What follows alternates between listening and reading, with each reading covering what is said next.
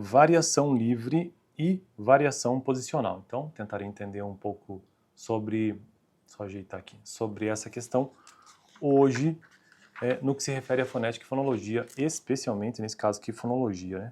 Estou construindo uma playlist nesse canal sobre essas duas áreas que eu acabo de mencionar, da linguística interna especialmente, fonética e fonologia.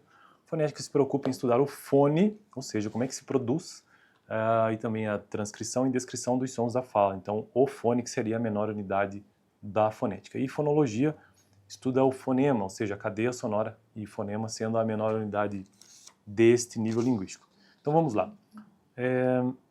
Dizemos que nos contextos de posição intervocálica, por exemplo, carro, né? Então é uma posição intervocálica, o início da palavra rato, início de palavra rato, então posição intervocálica como exemplo, carro, início de palavra como rato, final de palavra mar, início de sílaba, procedido de consoante, a variação livre dos segmentos. Quais segmentos? São 4 segmentos. Como eu não tenho todos estes sons aqui no dialeto de Curitiba, aqui em Curitiba, então talvez eu não consiga expressar, mas todos são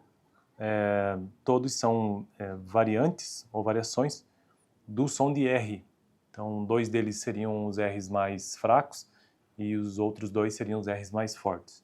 Então, neste caso, nesses que eu acabo de mencionar, ou seja, dizemos que no contexto de posição intervocálica como carro, olha esse início de palavra como rato, final de palavra como mar, início de sílaba, precedido de consoante, sempre ocorrerá o quê? Uma variação livre dos segmentos, ou seja, o mar, e também basicamente esses, né? Então ocorrem esses 4 R's que eu não consigo mencioná-los aqui, mas que eles têm um símbolo fonético específico, né? Já em limite de sílaba, observamos que... Deixa eu até ver se eu não tenho fácil aqui, coluna 2 e 3, beleza.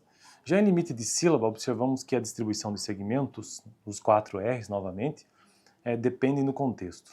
Ou seja, a consoante seguinte pode postular que os segmentos vozeados daqueles R's que são mais parecidos com o que se fala no Rio de Janeiro, ocorrem antes de consoantes vozeadas e que os segmentos desvozeados daqueles R's que mais se fala aqui em Curitiba, por exemplo, ocorrem antes de consoantes desvozeadas. Dizemos que há variação posicional em limite de sílaba, sendo que os segmentos, os 4 R's, né, são alofones posicionais que se relacionam em um único fonema. Então só existe um fonema aqui, no caso, entre aspas, o R, e aí você tem alofones posicionais. Para efeito de análise apresentada aqui, utilizamos o símbolo R para representar o fonema que relaciona-se aos alofones, a esses 4 alofones, em posição final de sílaba.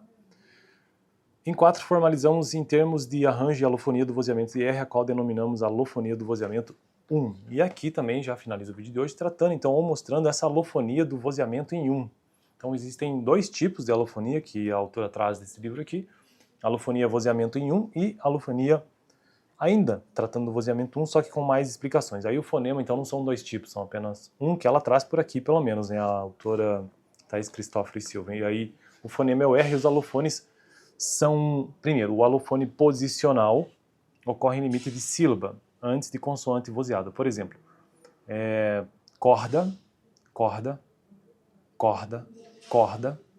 Então isso seria um alofone posicional, quando ocorre em limite de sílaba, antes de consoante vozeada, porque o D, o D entre aspas, é uma consoante e que é vozeada. Como é que você sabe que o D é uma consoante vozeada?